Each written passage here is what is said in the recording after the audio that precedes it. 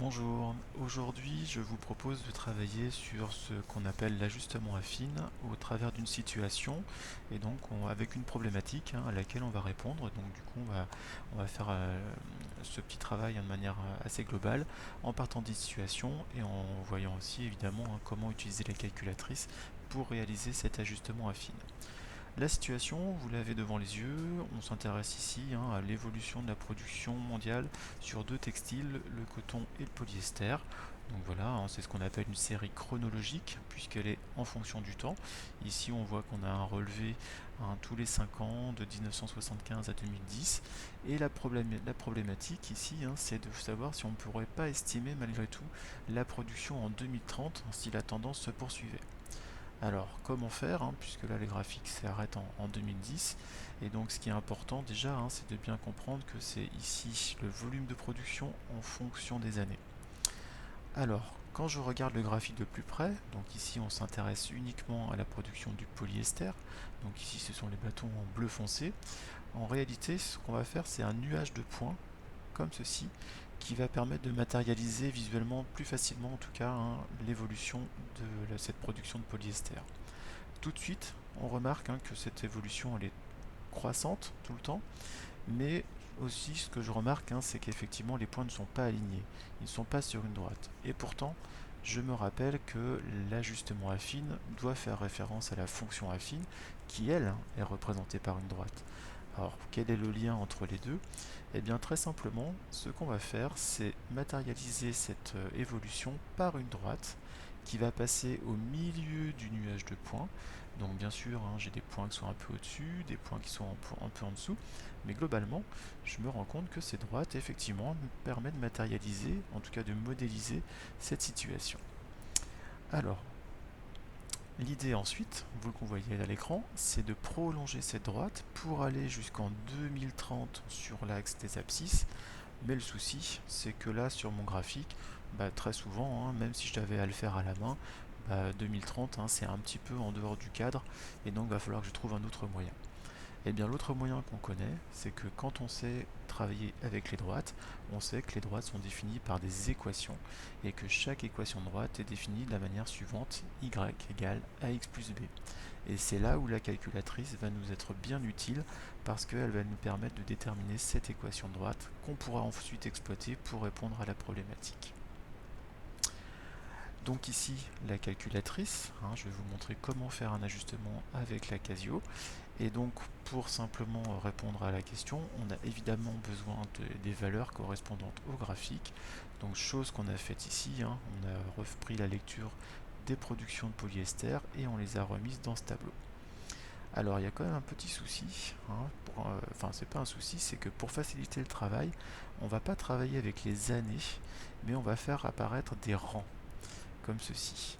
C'est-à-dire qu'au lieu de saisir sur la calculatrice l'année 1975, 1980, etc., on va affecter à chaque année un rang, ce qui va nous éviter les erreurs de calcul, parce que vous allez voir que plus tard, quand dans l'exploitation, quand je multiplie ensuite par 2000 ou 2010, ça peut générer des écarts importants.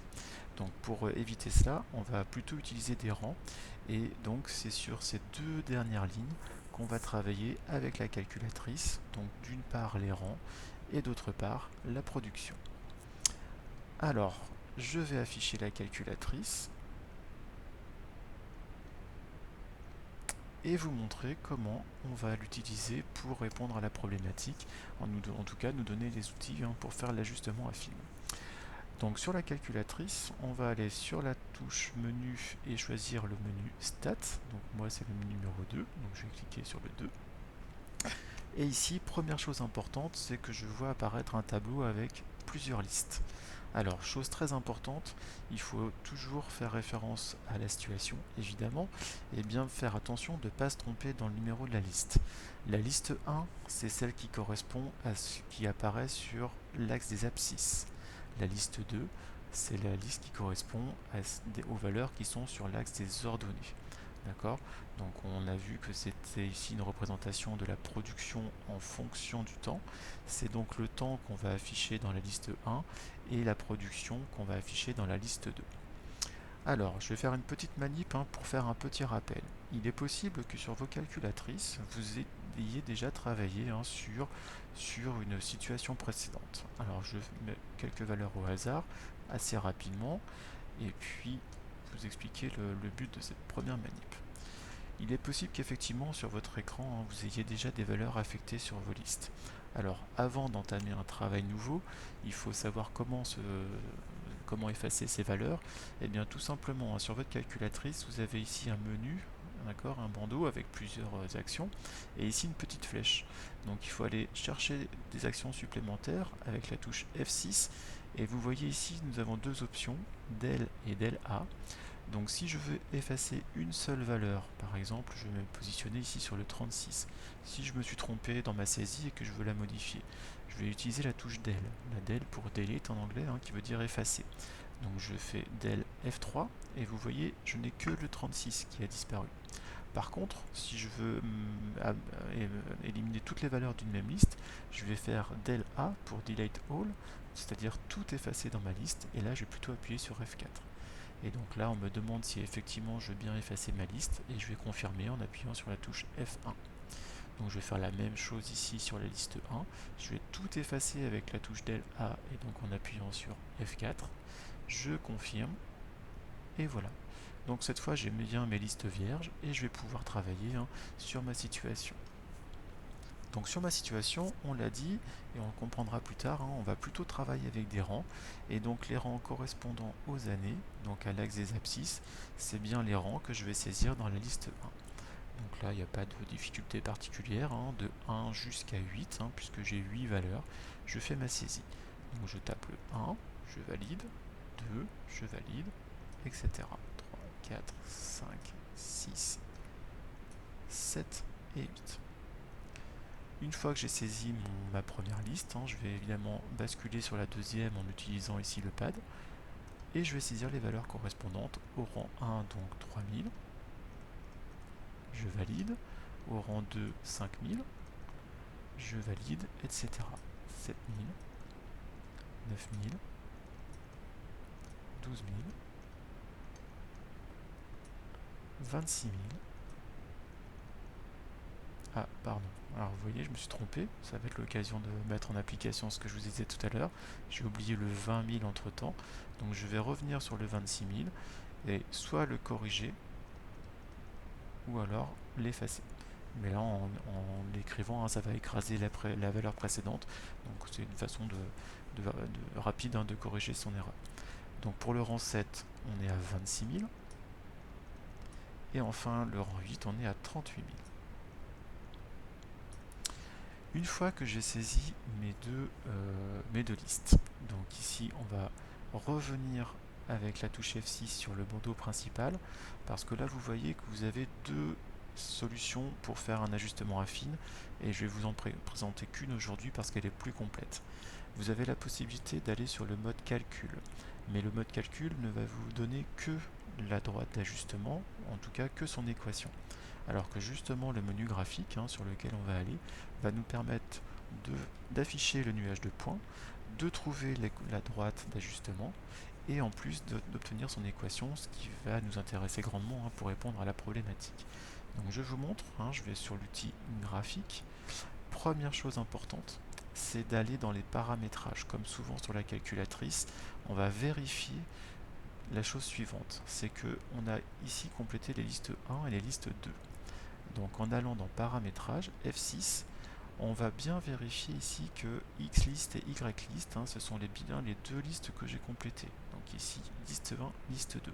Si ce n'est pas le cas, je vais avec mon pad ici sélectionner le numéro de la liste, et si j'ai choisi une autre liste, je peux la modifier en appuyant ici sur F1, vous voyez, en face de liste, et choisir le numéro de la liste. Par exemple, si j'avais fait une saisie sur les listes 3 et 4, eh bien j'aurais pu très bien faire liste 3, valider, et aller en dessous et faire de la même manière liste 4, valider.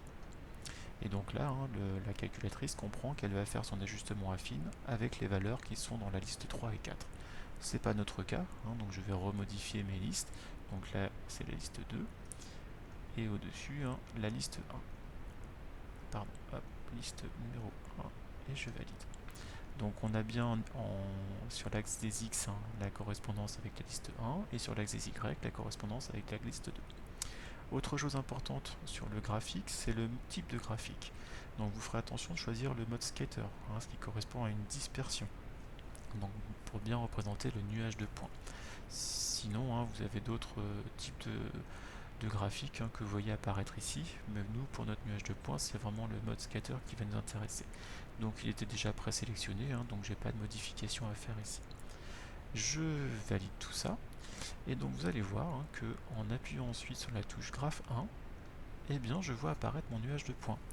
Et donc quand je fais le lien entre le nuage de points et le graphique qui est ici, eh bien effectivement je conviens que c'est vraiment bien la même chose.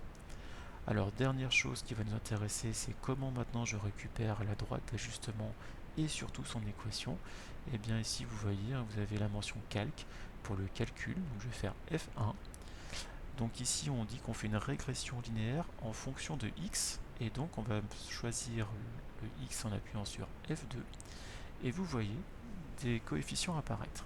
Alors vous vous rappelez qu'une équation de droite c'est de la forme y égale a fois x plus b. Et bien ce qui va nous intéresser ici c'est évidemment les coefficients a et b.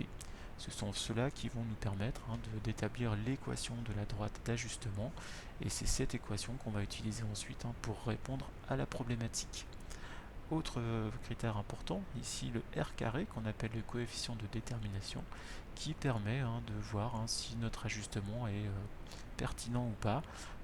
L'idée c'est que plus on est proche de 1 ici, plus l'ajustement est pertinent. Et puis dernière chose, vous avez ici la fonction Joe qui vous permet de vérifier la position de la droite d'ajustement, donc on va le faire, hop, mais là c'est purement visuel par rapport au nuage de points, ça reprend un petit peu la présentation que je vous ai montré tout à l'heure. Et si je veux revenir retrouver mes coefficients A et B, je reclique sur X ici pour les reprendre et les noter évidemment.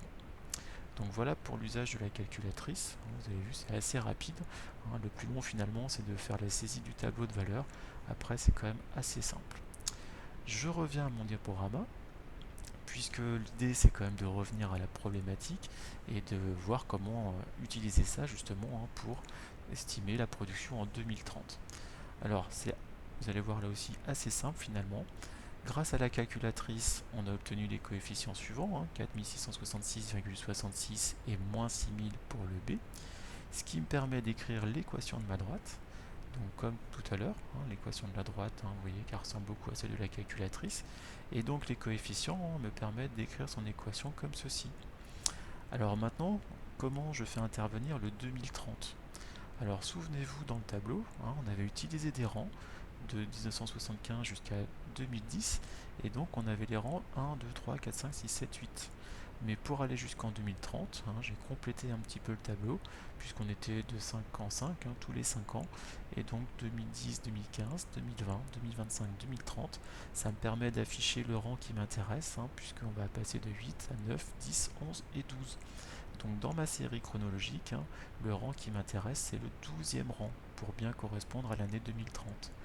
Donc j'oublie pas que le rang correspond à l'année qui est sur l'axe des abscisses, et donc c'est là où c'est intéressant, et c'est ce qui va nous permettre de conclure, c'est que je vais remplacer dans l'équation de ma droite la valeur de x par 12.